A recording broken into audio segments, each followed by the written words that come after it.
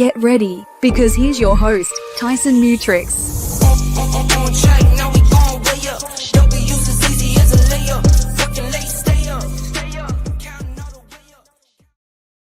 Welcome back to this week's Guild Live show. Today I've got a really good one. We're going to be talking about how you can use agents to work with WordPress.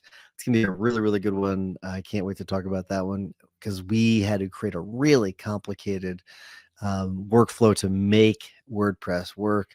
And I'm hoping that this is something that will simplify that a little bit. I'm going to tell you a few things you can do to lead meetings better. I think that's a really, really good one we're going to talk about. We're going to talk about a term, sleep maxing. I had not heard that term before. That's it's going to be an interesting one about how to maximize your sleep. Although I really, really believe in the importance of that. I'd never heard of that before. So that's something we're going to talk about.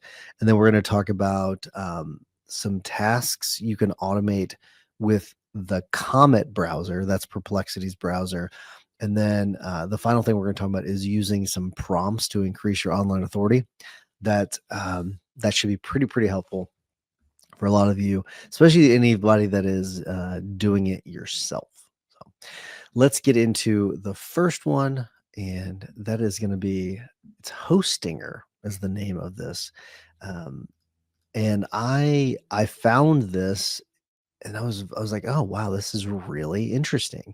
So Hostinger makes WordPress agentic web ready. This is from Search Engine Journal, SEJ. Hostinger brings WordPress into the agentic web with a simple one-click option. So we built out this workflow that we have things posted. We don't have them posted to WordPress. We have a draft created, and then a human goes and it, the human changes things to make sure everything's more human-like, and that it doesn't, because we have very specific rules, and we start with outlines, and we have an outline editor and an article drafter, and then an article editor. It's one of the workflows, a similar workflow to ones I'd shown on the show months ago. And even though we give very specific rules, we still have to have a human that's involved. And so to connect it to WordPress was not the simplest thing in the world. Kashav had to build out, he had to do something with coding and all that, and something that's beyond my expertise, but it was far more complicated than I thought it should have been. And I'm wondering if this is going to help solve that problem. So Hostinger announced a new AI agent optimization feature that makes any WordPress website AI agent friendly, optimizing websites to provide the best experience for humans using AI agents to compare products, plan vacations, and perform other tasks that are part of a user's information and consumer journey. Agentic web. The agentic web is a new reality of the internet based on reducing friction for agentic AI. Agentic AI refers to AI bots that go out into the web to complete tasks on behalf of humans. The original version of the web was optimized as a platform for interactions with people. The agentic web is optimized for interactions with AI agents. What makes the agentic web possible is a collection of protocols and standards that makes it easy, yada, yada, yada. Okay. So their Web 2 agent, Hostinger announced a new feature called Web 2 Agent. Web 2 Agent makes WordPress websites agentic AI friendly with a single click. So this is more directed at, it seems, because it's not something I've been able to review yet. It's something that I wanted to look at on the show, and it looks like this is more of from the user standpoint. So the person that's going in searching, and they're going to look at it, and they're using agents to search for them. So this isn't necessarily someone that owns the site. It's something that's going to benefit them from an agent standpoint. So this is interesting. If we think about this from our standpoint, it does make more sense. So let's say I'm using agents to go out and find me a lawyer. Having this involved on our site makes a lot of sense, because if our sites are not AI agent friendly, and if people are going to start using agents more and more, this reminds me of whenever mobile first started to become a thing, and then people started to make their sites mobile friendly and all that. This is very, very similar to that. for the I don't know those of you that remember this. I think there used to be for mobile. The URL was like m dot whatever the URL was, if I remember correctly. So there was a little bit, and then it eventually was just your sites became mobile friendly and everything, because it was almost like we had like two different websites. One was like for the mobile site, and one was for the desktop version. But so this is very interesting because right now I'm guessing that based on this, most sites are not agent friendly. And this is going to make them more agent friendly, where I'm guessing the agents can communicate with each other. So this is probably some sort of agent on the website's end that's communicating with the agent that is searching the site. That's an interesting thing. I had not thought about making sites AI agent friendly. That's a completely different thing than what I thought that this might be. But hey, it's I think getting ahead of this now makes a lot of sense. That's interesting. Very good. All right, let's get to our next story, and this is about how to lead meetings. Three simple things to do in meetings to show you are a leader. This is one from Forbes, and let me pull up the article so everybody can see it. I thought this was an interesting one. Thought this would be really helpful for people that lead meetings. So, three simple things to do in meetings to show you are a leader. Okay, future leaders are spotted in meetings. Um, it's an interesting subheading. Future leaders are spotted in meetings. No kidding. When you take meetings seriously, you're making a major deposit in your personal brand bank. Being truly serious about meetings means staying engaged from start to finish, even when it is tempting to tune out after delivering your update. Okay, so here's a few tips. Preparedness. Leaders take meetings seriously. One of the most valuable leadership moves happens before you walk into the conference room or click join meeting. Small preparation signals professionalism. Before every meeting, review the agenda and gather key data. Then arrive a few minutes early. The prep step is among the most important elements of a meeting, yet the busyness of work, that's interesting, often prevents us from completing the step. That diminishes your opportunity to shine. Successful leaders don't wing it, they come prepared. All these ads, it's amazing to me that all these ads, this is just, I would never, if I were doing this show right now, I wouldn't even notice this. I would be more likely to click off of this website than actually click this ad or pay any attention to this ad. It's one of those things where I can't even believe that people are still doing ads like this. I just can't believe it. I can't imagine that they're effective. But anyways, I digress.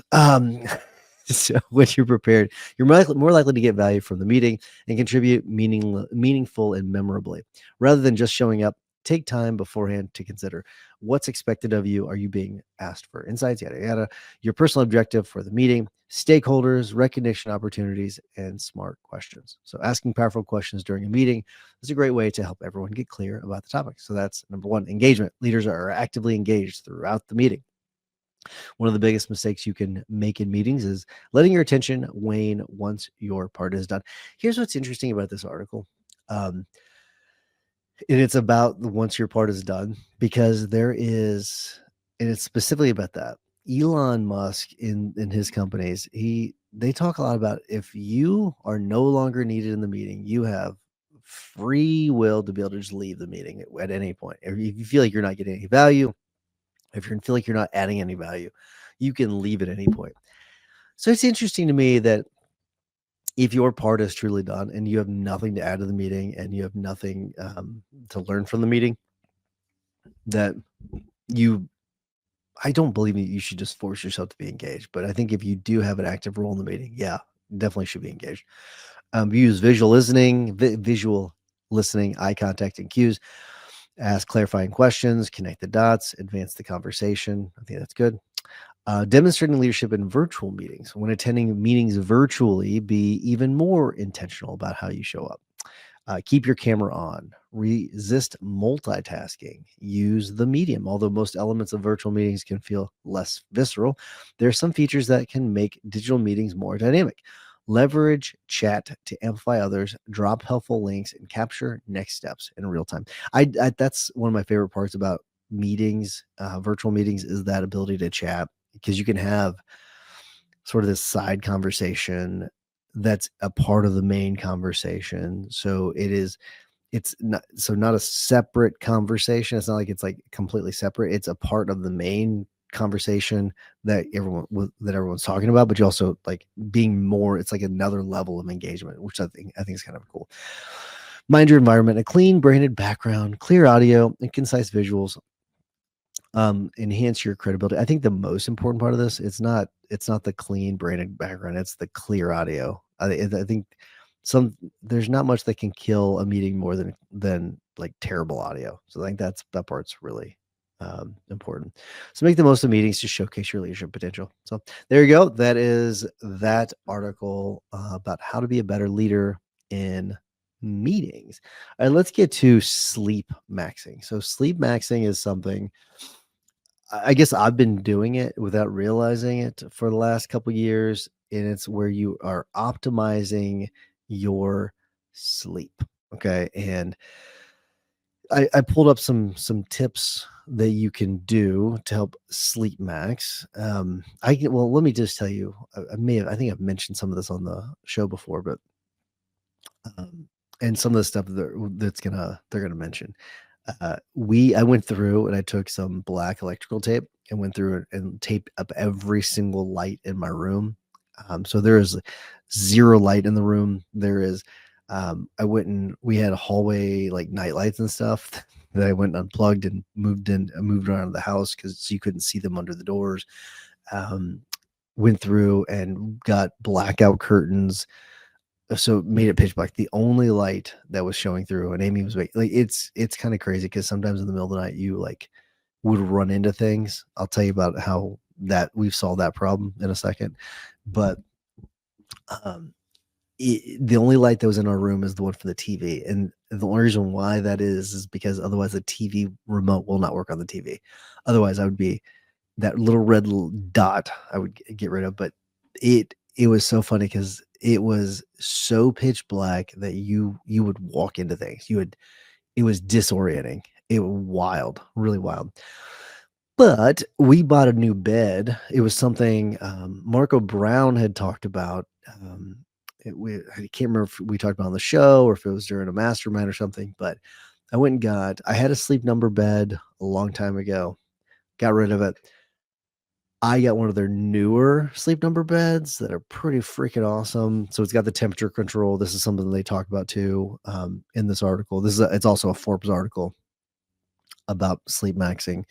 But it's got temperature control. But the thing that solved the running into walls in the middle of the night was when you get up, there's a light underneath the bed that turns on, like a very, very dim light. You can control the how strong the light is.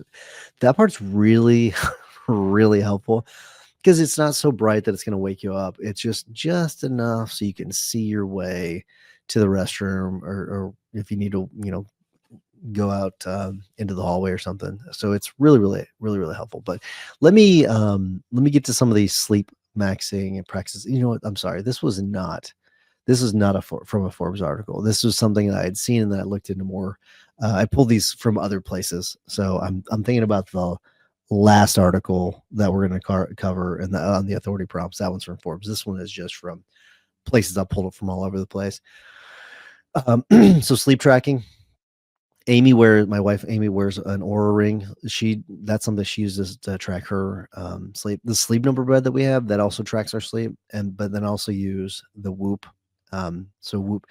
This mentions you can use Apple Watch, but the battery life on it is not good, so I wouldn't recommend it for that. But so it monitors HRV, your deep sleep, REMs. So the Whoop is really good. I think the Whoop does an amazing job of tracking sleep and quality sleep. Really good. Temperature manipulation, so making sure that you're in a cold room. You can use chili pads. We still do have a chili pad. We don't use it anymore. It's in a box, but we now use that new one, the new bed. It has temperature control, which is fantastic, and you can have it where it's warm as you're going to bed. It's got a separate foot warmer from the actual bed itself, and then during the night it starts to cool down, and it adjusts based on your body temperature. Really interesting. It's really, really helpful. Definitely helps you get some deeper sleep. Blue light blocking. So glasses, apps, red light therapy before bed. I bought some of those Huberman glasses. Can't remember the brand, but I like those a lot. They're these amber colored glasses that blocks blue light. Amy makes fun of me when I wear them, but I do think that they're very, very helpful. This is supplement, so magnesium. Magnesium's a really important for those of you that need it. Really important vitamin to take. This says melatonin microdosing, but I've heard some bad things about melatonin. So L-theanine, I've also is really good, and then glycine. Sound and sensory interventions, white noise, binaural beats, pink noise, and then aromatherapy. Never heard of pink noise before. Don't even know what it is, but that's on this list. And then bed stacking rituals combining pre-sleep routines, so sauna and cold plunge plus meditation and supplements. So stacking all these different things. So these are some different things you can do to maximize your sleep, which I can go into all the benefits of getting good sleep and all the risks and everything, but I think everyone knows the risks. I mean, when it comes to risks, not getting sleep, we're talking about weight gain, you're talking about sleep apnea, could be one of the things that cause it, but just you're groggy throughout the day. There's just lots of risks. I'm not even. I think we all know that the benefits of sleep are there, and that we should certainly be following them. But all right, let's get into our next article, which is the Comet browser. And this is some tips. Now, this is one, it's not specifically about the Comet browser. I've talked about the Comet browser. This is from makeuseof.com. I thought this was an interesting, I was scrolling and I saw this article. And this one, I made Perplexity's Comet my default browser to automate forecasts every day. I can tell you, I have made Comet my main browser, my default browser, and it was I didn't like it. And the reason why is because I couldn't use it for the show. I had it on this computer, and whenever I would open a new link in a tab, I could not share that link whenever I was streaming. So there's still some issues when it comes to that. It's still got to catch up with Chrome and all that. There are issues. Otherwise, it's a fantastic, and I wish I could use it as my primary browser because of all the great features. There's Assistant that you can use. So many different features. I really, really do like it. So I would recommend that you do it if you don't have to stream. That's what I would say. So Perplexity's Comet browser can do what other AI tools can't. It can browse the web like we do, while ChatGPT, Claude, and even Perplexity's answer engine are stuck with pre-trained data and get blocked by websites. Comet navigates the internet like a real browser. It does do an amazing job.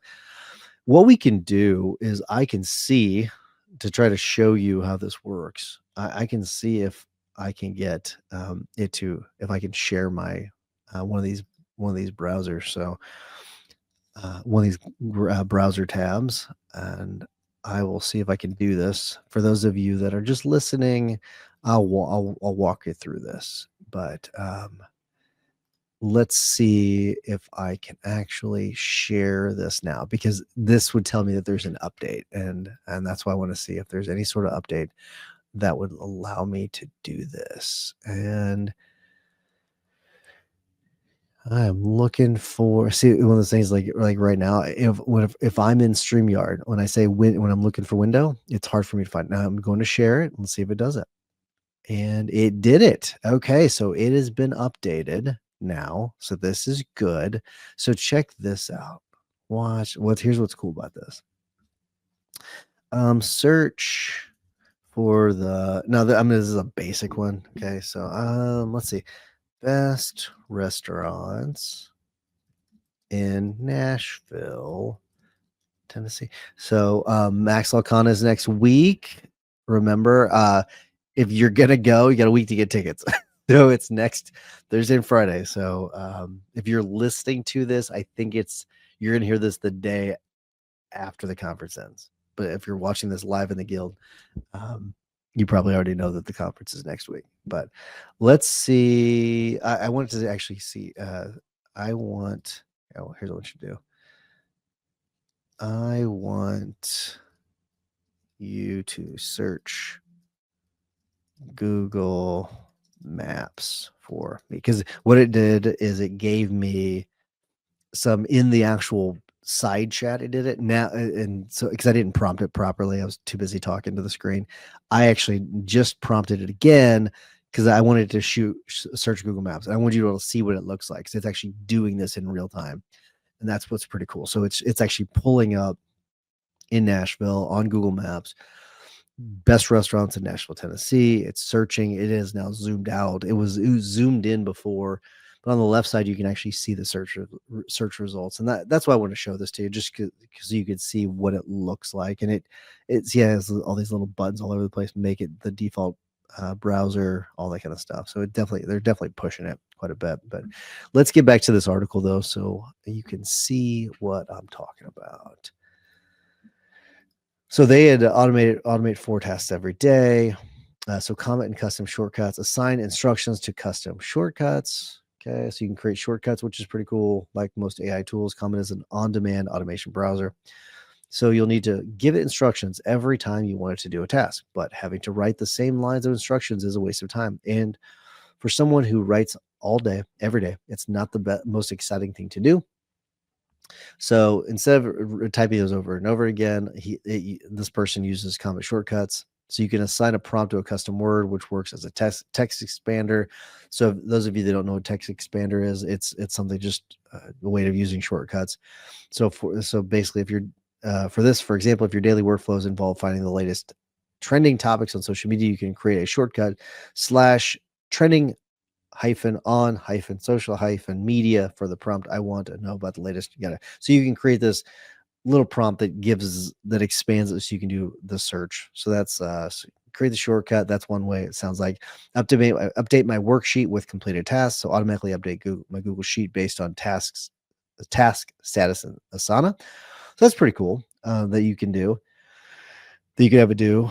So we can update that, organize the tabs, group and manage browser tabs intelligently. So I end up with dozens of tabs open by lunchtime, research tabs, documentation. Combine this with my tab reporting habits, and my browser becomes a chaotic mess in no time. When I have relied on some excellent tab management tips to manage my tabs more effectively, Comet can organize my tabs with a simple command. So that's pretty cool. So you can actually take it. I've got all these tabs open up, and you can have it take care of that. That's pretty cool.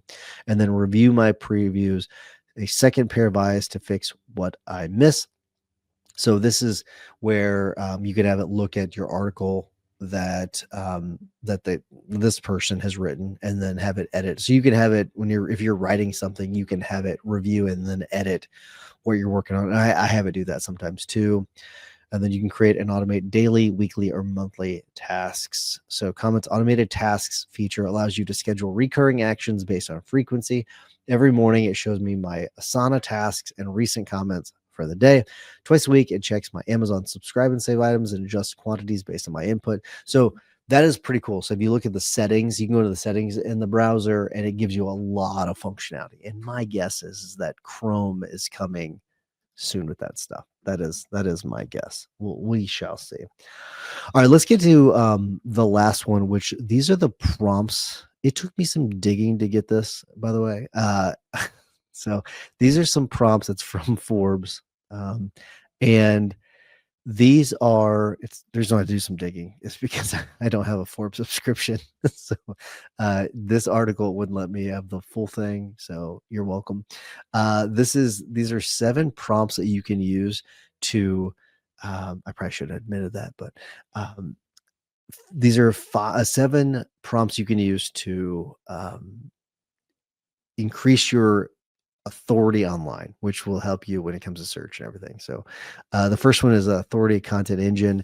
Act as my content strategist based on my expertise in blank field. So mine would be like personal injury, my niche audience and I would put in my niche audience and who and my credibility markers. So you list the things that make you more credible.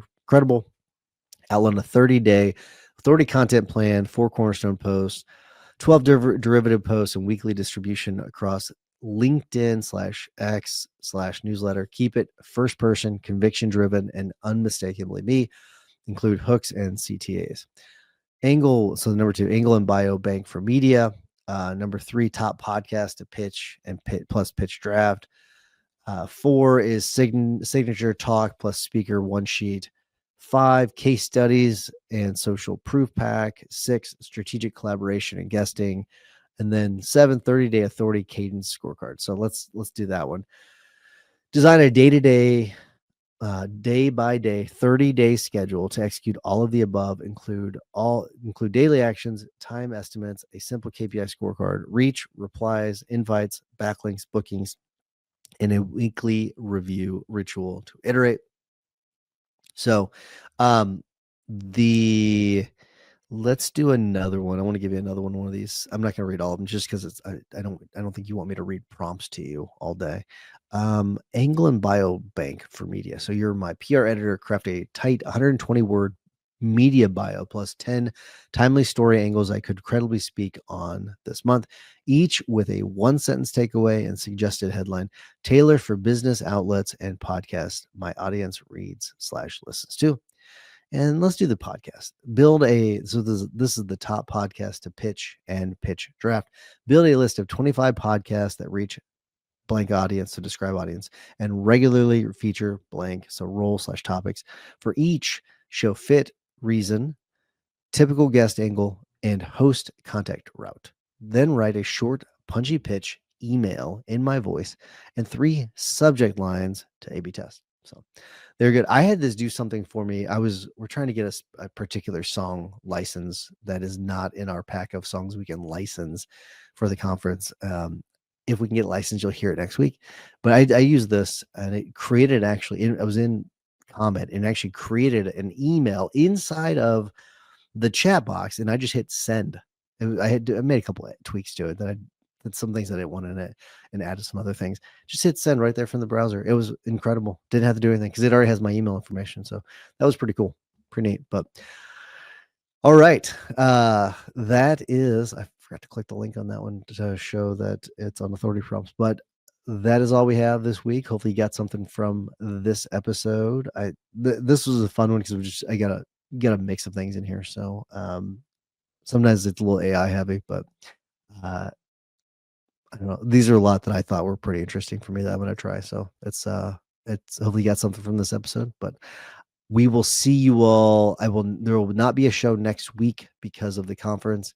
We will know that's going to be the day for the mastermind, and the day before that, we're going to be recording. So have a wonderful week, everybody. We'll see you in a couple weeks. And if you're at the conference, I'll see you at the conference. See you, buddy.